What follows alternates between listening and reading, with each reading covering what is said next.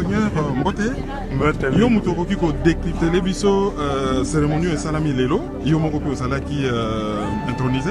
Alors cérémonie ezali nini po et bazali ko bana italien et to comprendre qui profondeur ya sens na mopinda.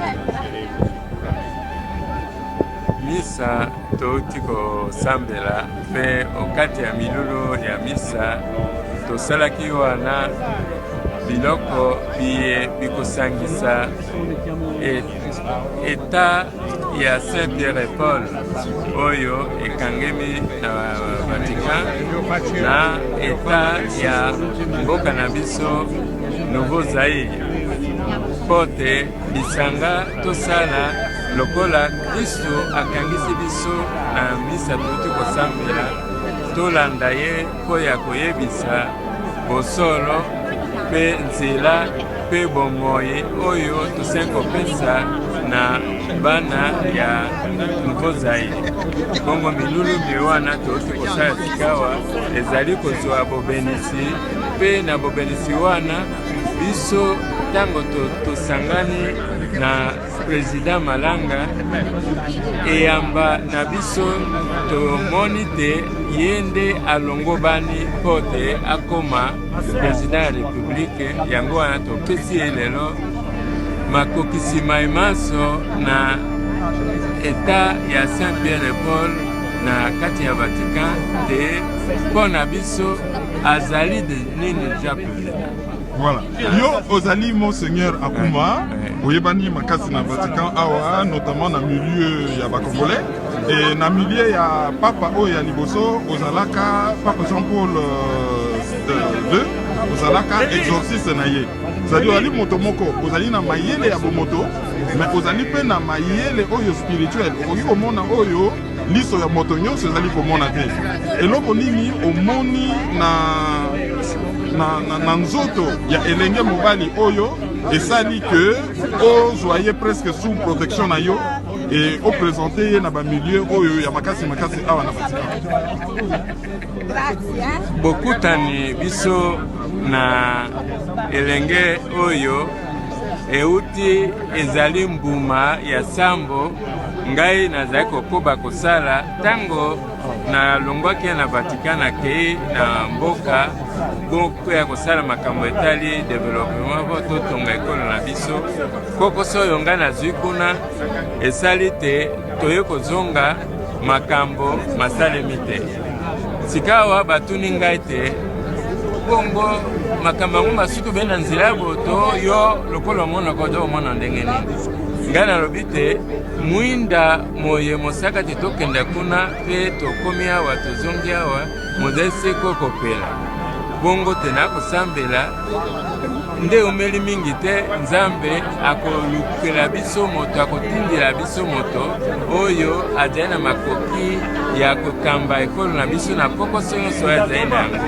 mpo te azala moto azali na bokasi ya kobunda azali na elimo ya komipesa mpo te toluka ya makambo maso bolamu bwa ekolo ntango ye elenge azalaki kuna na mboka mosika na awa azwi bakokoso oyo elimo asali te baluka exorcise moto ya kokosukisa kokoso oyo azalaki nango balukiluki bote baye kokoma epa na ngai balobi tala tozali na elenge moko ya mboka na yo kasi azalaka na mboka mosusu azali na kokoso boyo mpe balebisi biso te yo okokobikisa ye kosalisa ye lokola ngai mpe nandimaki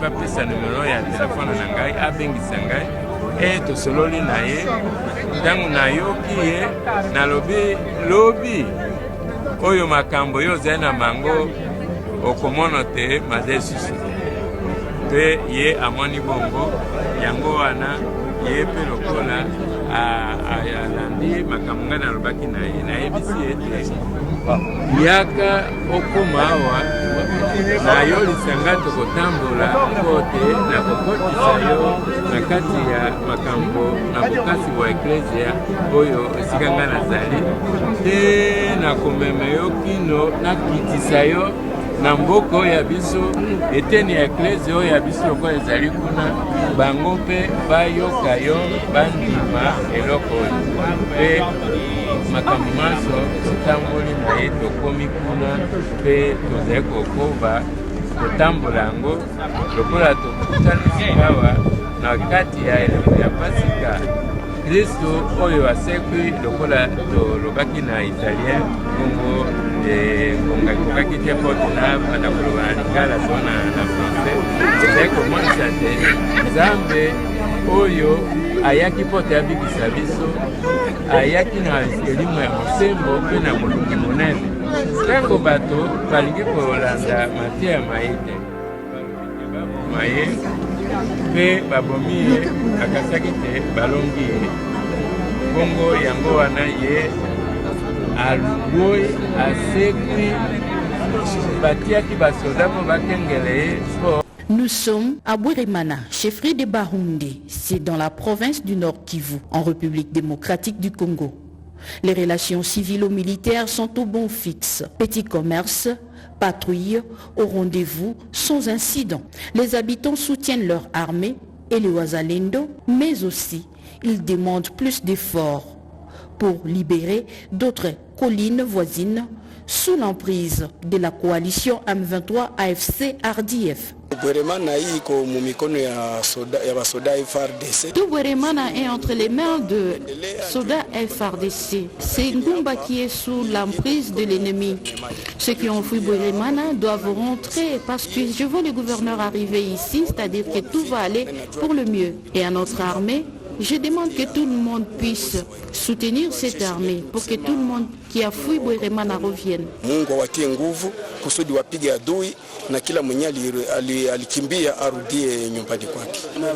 Ici, je suis à Bweremana. Sur place, ce 20 mai 2024, ce membre des VDP, entendé volontaire pour la défense de la patrie, circonscrit son travail. Il rassure par ailleurs de la protection des civils et des terres de ses ancêtres. Nous continuons de garder notre terre. Nous avons nos barrières ici. Bweremana ne tombera jamais. Minova ne tombera jamais. Jusqu'à ce que l'ennemi va retourner d'où il est venu. Ici, nous luttons pour notre terre, la terre de nos ancêtres. Et nous disons, personne d'autre ne peut venir prendre possession de cette terre. Nous allons nous sacrifier. C'est ça notre motivation. Bweremana, vous le savez, se trouve à plus de 50 km du chef-lieu de la province du Nord Kivu. Restons toujours dans les Nord Kivu. Les commandants des opérations du Nord et Sud Kivu appellent la population à soutenir les forces armées de la République démocratique du Congo et partenaires dans leurs manœuvres pour bouter l'ennemi hors de la République démocratique du Congo. Le lieutenant-général Fall l'a dit par les billets du porte-parole de l'armée du Nord Kivu. Reportage. Entre le nord et le sud Kivu, l'on observe des patrouilles forces armées de la République démocratique du Congo. C'est pour parer à toute éventualité, renseigne le commandant des opérations militaires au nord et sud Kivu, le lieutenant-général Falsi Kabwe, qui l'est dit par le biais du porte-parole de l'armée au nord Kivu, le lieutenant-colonel Njike Kaiko, qui appelle la jeunesse à soutenir l'armée et ses partenaires dans cette guerre d'agression rwandaise. Le message du commandant des opérations au nord Kivu et au sud Kivu, le lieutenant-général Falsi Kabwe, qui demande à la population d'accompagner son armée et ses différents partenaires pour qu'on arrive à mettre l'ennemi hors du territoire national. C'est désolidariser des pantins et des manipulateurs est aussi le message fort du commandant des opérations militaires au nord et sud Kivu. Notre jeunesse doit éviter de se faire manipuler par ces mouvements qui n'ont aucun lendemain meilleur. On est en train juste de manipuler notre population. Voilà pourquoi nous demandons à cette population d'être très vigilante, de se désolidariser de cet ennemi manipulateur qui a tué notre jeunesse de Kishiche, qui a tué notre jeunesse à Bambou, qui a tué notre jeunesse à Tongo. Et voilà aujourd'hui, ces mêmes aventuriers veulent non seulement aventureux, mais ces terroristes de l'armée rwandaise veulent encore manipuler notre population pour l'exposer comme un bouclier humain. L'armée et ses partenaires tiennent encore plusieurs collines, halte à la guerre psychologique. D'une province à une autre, en Ituri cette fois-ci, toute bande insurrectionnelle ou individu qui osera attaquer cette province sera anéanti dans moins de 30 minutes, à propos du commandant de la 32e région militaire tenue ce lundi.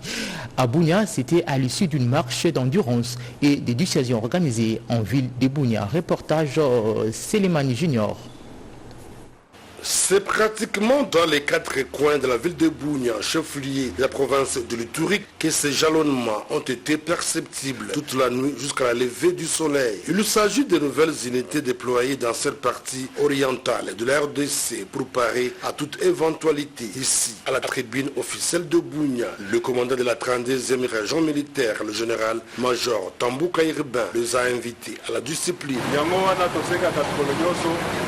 biso bapolisier biso bamilitaire kosalaka mosala na discipline bato balobi kobanda awa kotuka awa na discipline oli motu te ebotoli eloko ya motu te ndenge wana nde esengeli kosala mosala. Une mise en garde sévère a été donnée aux malveillants qui ne jurent qui, pour des raisons étourdies, déstabiliser l'Ituri. oyebi elingi koloba nini kolakisa na bato nyonso te tozali nga biso ezali komona tozolanda makambo nyonso ke tozali makasi toza pre ya kosala mosala nyonso bakosenga biso oye te esengeli boyeba bino nyonso te tozalaka pre ezala na bitumba ezala na misio nyonso bakopesa bameki esali 30 minute te mpe baditami. En réponse à cette nouvelle, l'unité déployée a prouvé de quoi elle a le moral au zénith.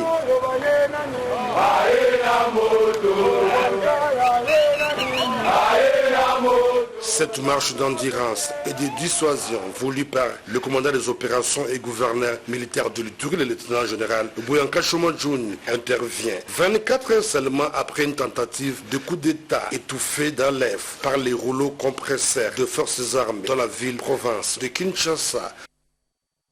Autre chose à présent, la matinée de la journée de lundi dernier a marqué le début d'une lueur d'espoir pour les riverains de l'avenue Mangadito à Lila dans la province du Lualaba avec le lancement des travaux d'asphaltage de cette artère en terre battue. Cette avenue d'une longueur de 1 km 400 œuvres de Betty Kiando, chef de secteur déterminé à redorer le blason terni de cette entité.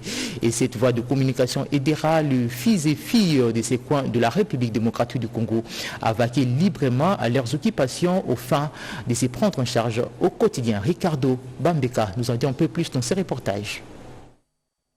Le secteur de l'huile se modernise du jour au jour. Son chef Betty Kiando Katoke s'illustre par des actions concrètes apportant des transformations remarquables dans tous les secteurs d'activité, notamment des infrastructures routières. Tenez, après les travaux effectués sur plusieurs avenues dans Tchansa, c'est le tour aujourd'hui de l'avenue Mongaditu, au quartier Jolicite, de recevoir la couche d'asphalte. Le chef des chantiers donne la nature de ces travaux. Depuis qu'on avait commencé avec la phase de détachement jusqu'aujourd'hui, à la couche de définition, on a bien travaillé. Le contrat était de presque 3 mois. Maintenant, on vient de réaliser 1 mois et demi. Donc le reste du mois, je pense qu'on va se concentrer sur les travaux de drainage. Ici, aujourd'hui, nous sommes vraiment concentrés pour terminer l'asphalte et puis entamer l'avenue colonel Géber. Ces travaux sont financés par le secteur de l'Uilou, s'étendant sur l'avenue Janvier Ilunga, longue d'1 km 400 et bénéficiant des travaux de qualité tels que l'atteste le délégué de l'Office de voirie et de drainage, OVD. Nous sommes d'abord dans une mission mixte avec le BTC, c'est que le contrôle et la surveillance de ces travaux a été au point. Notre premier mot, c'est d'abord de féliciter, de dire un grand merci à l'autorité du secteur Lulu dans la vision de maman gouverneur, dans la vision du chef de l'État. Elle a pu lancer les travaux. Vous avez vu, on a lancé ces travaux il n'y a pas 2 ou 3 semaines. Et l'entreprise de mettre à bien exécuter les travaux en commençant par la couche de fondation, couche de base. Maintenant, nous sommes sur la couche de roulement qui est l'asphalte. Un motif de soulagement pour les habitants. Ils ont ovationné et félicité Betty Kendo Katoke pour ses efforts dans la modernisation de son entité et dans la vision lui imprimée par l'exécutif provincial incarné par Fifi. L'honorable Nkoso Kevin, candidat gouverneur de la province du Mai-Ndombe, séjourne dans cette province dans le cadre de sa campagne soutenue par sa formation politique qui porte sa candidature. Les différents partis politiques membres de l'Union sacrée de la Nation l'ont réservé un accueil chaleureux au pied de l'avion. Vieux, jeunes et enfants, tous réunis comme un seul homme pour accueillir l'un de leurs. Un accueil chaleureux a été réservé à celui qu'on appelle affectueusement le bon. Nkoso Kevani, candidat potentiel, éthique et gagnant de l'Union sacrée de la Nation au poste de gouverneur de province du Mai-Ndombe, a été reçu en triomphe ce lundi 20 mai. Comme le seul candidat voulu par le peuple maïndombien à diriger l'exécutif provincial de la dite province. De l'aérodrome d'Inongoville à la tribune centrale sur le boulevard Mobutu où un rassemblement a été prévu pour le présenter à la population inongoise. Nkoso Kevani Lebon s'est abstenu de faire un discours politique, dit-il. L'heure n'est pas encore arrivée pour la propagande. Bana Mai-Ndombe oye! Maloba liboso ezali ya koloba merci epai ya Nzambe. Oyo ndenge kulutu alobaki azali maître ya temps pe ya circonstance. Nangolo na ye asepeli ke lelo tokoma na mboka Inongo. Bato bazalaki kobenga koloba balobi non kokende lendi soko kenda Inongo komona bato te. Mais ngai na kamwe oyo namoni bato ebele na cadre ya kei boye koyamba biso vraiment topesi bino merci. Rappelons que selon le quota en termes de rotation de choix de gouverneur, ce couteau qui est en l'honneur pour la direction, cette fois-ci de l'exécutif de la province du Mai-Ndombe.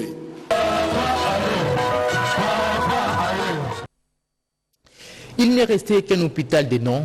Pas de médicaments, pas de lits pour les malades. L'hôpital général des références de Bandundu vient de bénéficier d'un chèque dans de fonds de promotion de la santé des Kwilu. L'objectif est d'assurer la prise en charge en soins de santé de qualité des patients de cette partie de la République démocratique du Congo. Un reportage de nos confrères de la RTNC Bandundu. Créé par arrêté provincial du 12 octobre 2021 par le souci visant à mettre en place un système de gestion efficace des ressources à mobiliser en faveur de la santé, le Fonds de promotion de la santé du Kwilu produit ses premiers fruits. Une délégation dont à la tête le directeur général du Fonds, M. Olivier Mvoula-Kipoulou, s'est rendu à l'hôpital général de référence de Bandundu ce lundi 20 mai 2024 en présence du directeur du cabinet représentant le ministre provincial en charge de la santé, remettre un chèque afin de rendre réelle cette politique qui vise la prise en charge des malades dans la vision du chef de l'État. En ces jours, c'est le tour de l'hôpital général de référence de Bandundu de bénéficier de cette subvention pour, comme on a dit, pallier au déficit de médicaments dans le cadre de la gratuité de la maternité prônée par le chef d'État Félix Tshisekedi Tshilombo pour arriver à la couverture santé universelle. Le médecin directeur de cet établissement sanitaire, Madame Rip Kibongo, n'a pas manqué de mots. Nous disons merci au Fonds de la promotion de la santé et nous disons grand merci à la province. Là, nous parlons directement du gouverneur. On peut s'assurer que l'argent du contribuable du Kwilu est arrivé à bon port car le fonds tire ses ressources des usagers du secteur de transport ainsi que d'autres services. Justement, en rapport avec l'article 14 du protocole d'accord de Maputo pour la prise en charge médicale des avortements sécurisés pour des femmes victimes de violences sexuelles, les magistrats de la province du Congo central sont en formation sur les droits sexuels et reproductifs des femmes. D'autres détails dans ces reportages signés Yvette Mangoutima. Cet atelier de formation sur les protocoles de Maputo s'inscrit sur la déclaration des valeurs et des transformations des attitudes face à l'avortement. Objectif est d'améliorer l'égalité des genres dans l'accès des soins de santé sexuelle et reproductive de la femme. Nous allons pouvoir outiller les participants pour qu'ils puissent avoir une idée précise sur le contenu du protocole de Maputo, c'est-à-dire l'accès aux avortements sécurisés et surtout les violences basées sur le genre.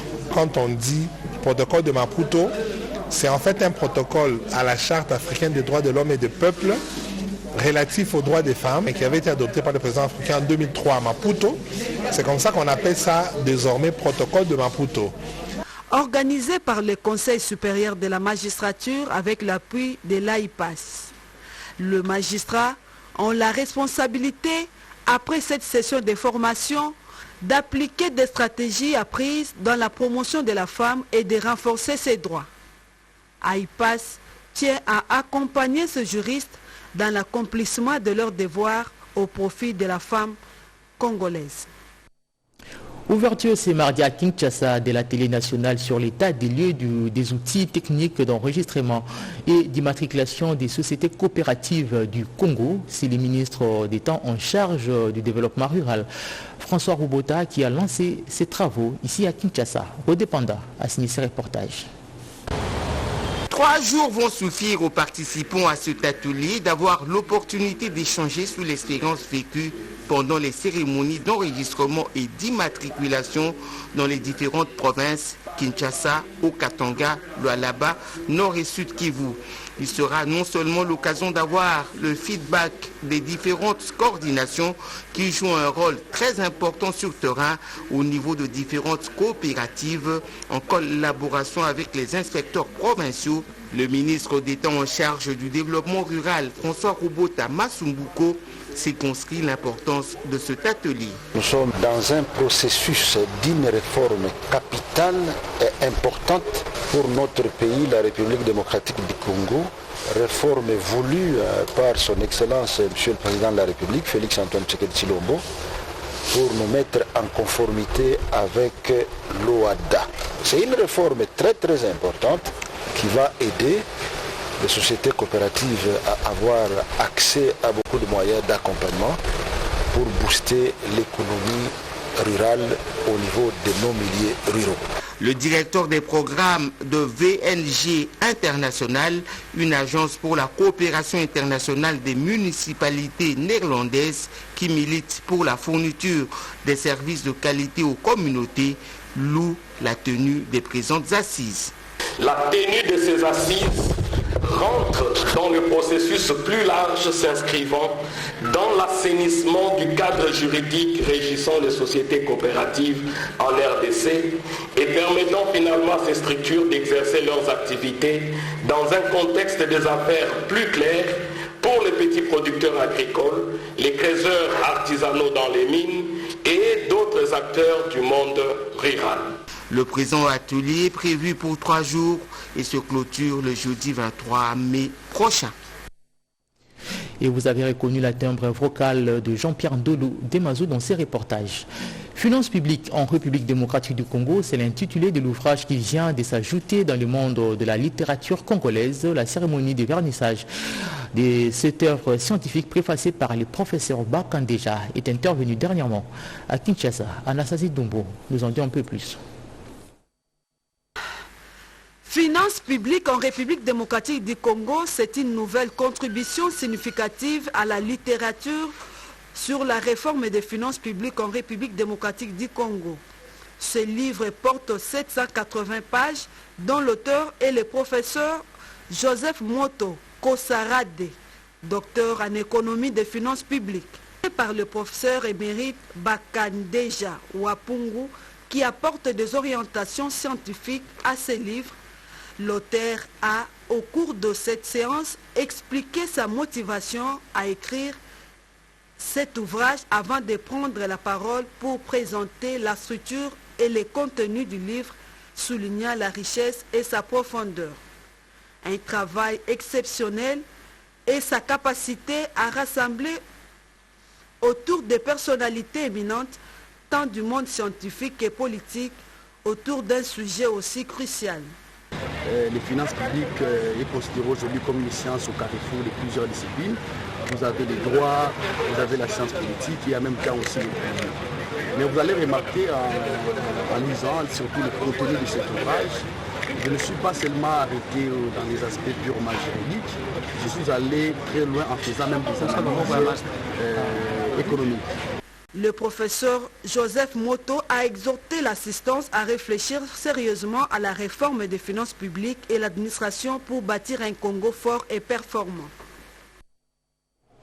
Le cadre permanent des concertations de la femme congolaise a organisé un dialogue interactif multi-acteurs sur la participation politique des femmes et la nécessité de la construction du leadership post-électoral, un cadre qui a réuni les femmes membres des CAFCO, les femmes candidates, les structures et activistes des droits de la femme visant à stimuler et encourager les femmes à poursuivre ces combats afin de changer les paysages politiques congolais. Betty Amani pour les détails.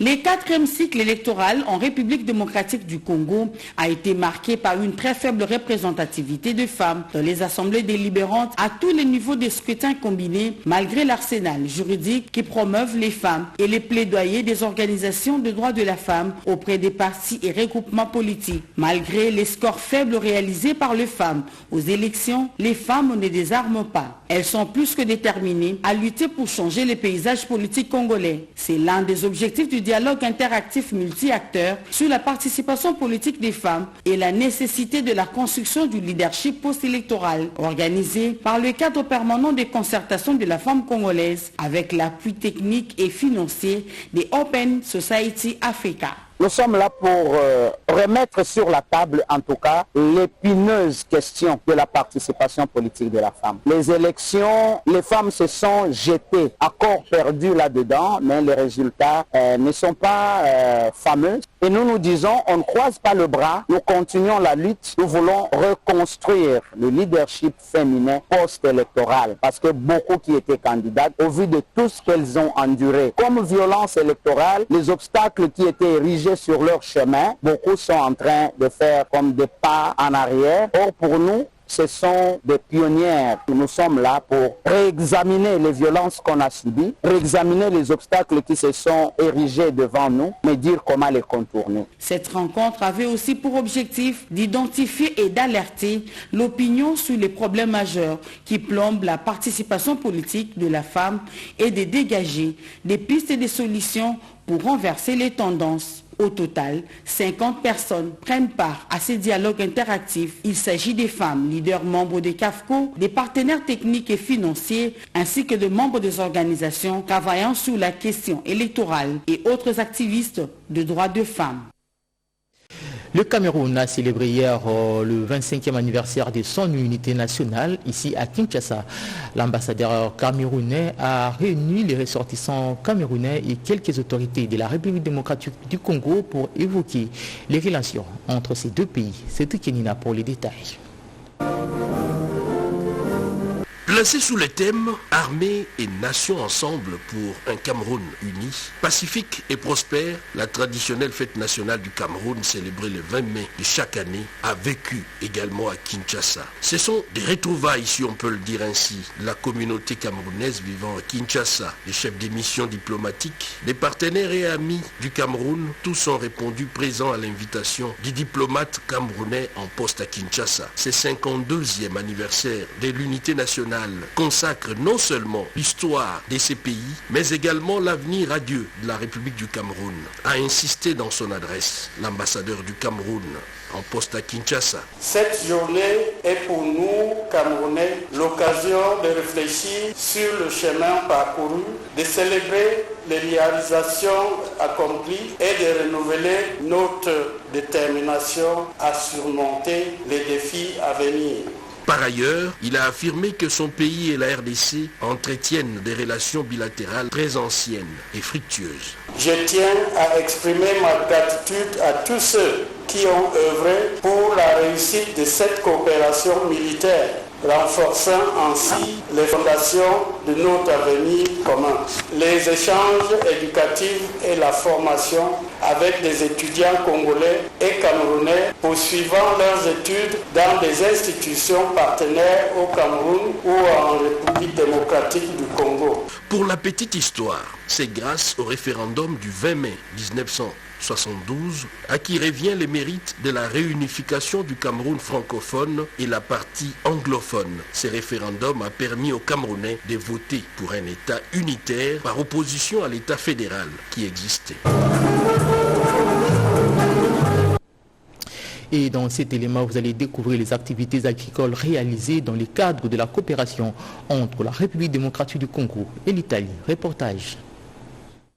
MacFoot, un événement de référence pour les professionnels du secteur de fruits et légumes, représentant toutes les filières, entendez, production, technologie, pré- et post-récolte, emballage et services. Une structure commerciale permettant de rencontrer des clients et des fournisseurs de toutes les filières de fruits et légumes.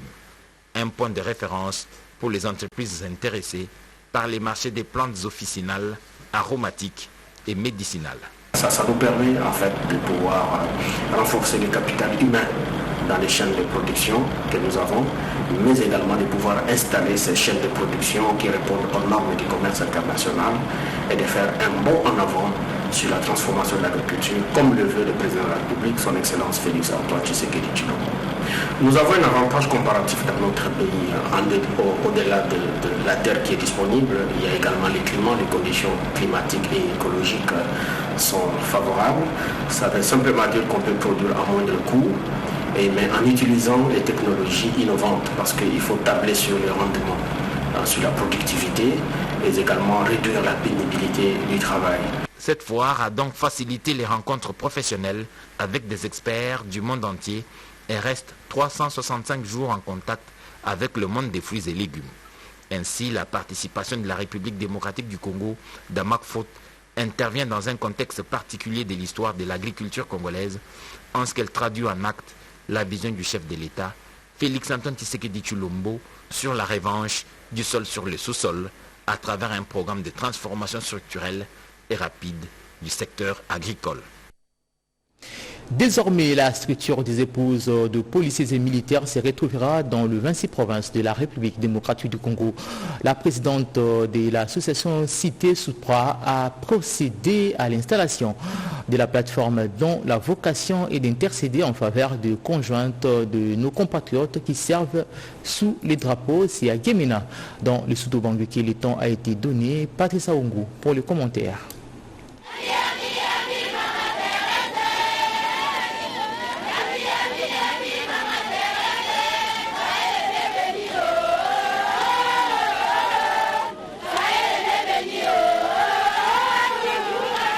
La présidente nationale de l'Association nationale des épouses des policiers pour le développement AIPD en sigle, Madame Thérèse Kapata Alongaboni, l'épouse du commissaire général de la PNC, le commissaire divisionnaire principal Benjamin Alongaboni Bangadiso, est arrivée ce samedi 18 mai à Gemena, chef de Dusubangui, à la tête d'une forte délégation des membres de l'ANEPD. À sa descente d'avion, elle a été fleurie par deux fillettes encadrées par Madame Iguette Kankela, l'épouse du commandant de la police ville de Gemena, avant de saluer les officiers supérieurs de la PNC, les PPF ainsi que les épouses de policiers qui étaient allées nombreuses à l'aéroport lui réserver un accueil chaleureux. Très ovationnée par celle-ci, Madame Thérèse Kapata s'est confiée sur place à l'aéroport à la presse pour dévoiler l'objet principal de son arrivée à Gemena, où elle vient installer cette association et commencer sa tournée à travers les 26 provinces de la RDC. Je suis Madame Kapata Alongaboni Teresa, je suis l'épouse du commissaire général de la police, PNC en sigle. Je suis venue pour la première fois à Sud-Oubangu. Heureusement, c'est la province de mon mari. Je suis venue rendre visite aux épouses des policiers, étant donné que je suis la présidente de l'association des épouses des policiers, AEPD, qui signifie l'association des épouses des policiers pour le développement. j'ai estimé bon de commencer ma tournée dans les 26 provinces pour venir installer l'association dans les provinces du Congo. Et parfois on dit la charité bien ordonnée commence par soi-même. C'est comme ça que j'ai commencé dans la ville natale de mon mari, qui est le commissaire général de la police. J'appelle à toutes les épouses des policiers, notre devise c'est le respect, l'amour et l'unité. Nous sommes venus édifier les mamans de se prendre en charge, d'aider nos maris et ensuite de se comporter, étant donné que nos maris sont des hommes de la loi, de se comporter dans le respect de la loi.